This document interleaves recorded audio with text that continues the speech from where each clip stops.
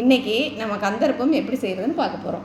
கந்தர்ப்பம் செய்ய தேவையான பொருட்கள்: பச்சரிசி 1 கப், அதே கப்பில் பாசிப்பருப்பு 1 கப், உளுந்து 3/4 கப்பு, வெந்தயம் 2 ஸ்பூன்.